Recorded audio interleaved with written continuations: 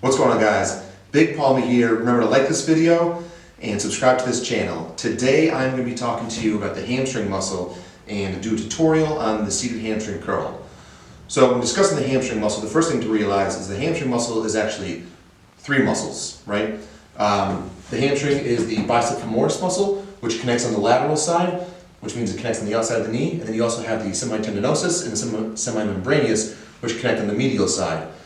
So the hamstring is actually a multi-joint muscle, and what I mean by multi-joint muscles is it crosses over two joints. So the hamstring connects, or the origin of the hamstring is at the bottom of the pelvic girdle, cross over the femur, and then it connects down below the knee on your fibula and tibia.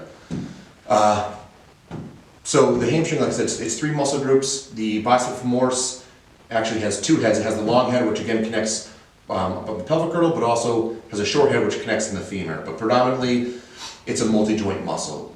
So when training a multi-joint muscle, a commonly overlooked factor to that is to have one of the ends of the muscle stretched and stabilized. So what that means is, the first thing to really understand is the function of the hamstring, right? The function of the hamstring is knee flexion, which is like your leg curl, and also hip extension, which would be kind of like a straight leg deadlift or bending over. So when doing a leg curl, to properly get a full contraction of that hamstring, or the tightest contraction possible, you want to have the upper portion, right? So the origin of the hamstring, you want to have that stretched out.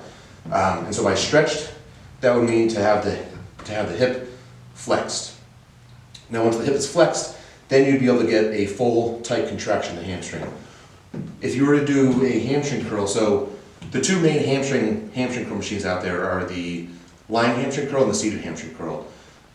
The reason why the lying hamstring curl is not as good as the seated one is because of that exact reason. You're not going to have the hip flexed, and you're not going to have that origin stretched out. So when you're doing the lying hamstring curl, there's going to be some slack in the upper tendon, and so when you curl your legs, you're going to be curling, or you're going to be flexing predominantly the lower portion of that hamstring. Now I know what you're saying. It's impossible to, when a muscle flexes, the entire muscle flexes. And it's impossible to really isolate, the lower portion of the higher portion of the muscle.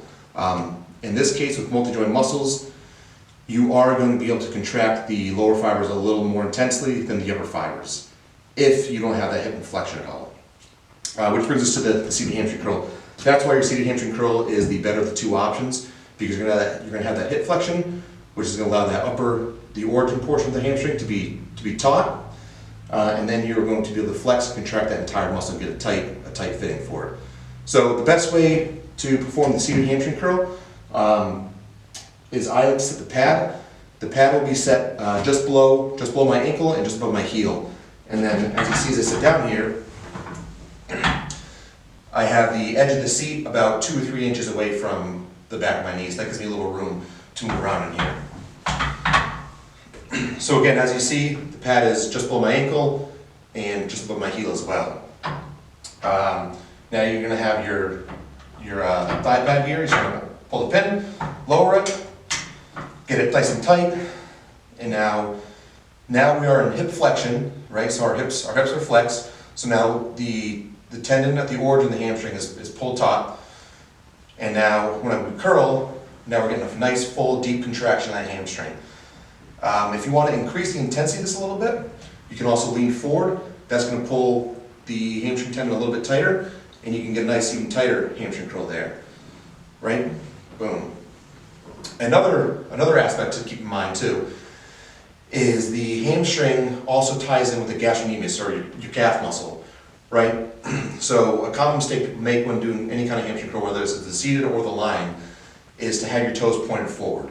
That's a mistake, because then you're gonna cause some slack in the lower portion of the attachment of the hamstring tendon. So again, when doing the hamstring curl, you want to pull your toes, or pull your feet and toes towards your shins, which is the dorsal flexion. You want to have your hips in flexion, and then you can flex the hamstring. And again, you lean forward to get a little bit tighter contraction. Boom.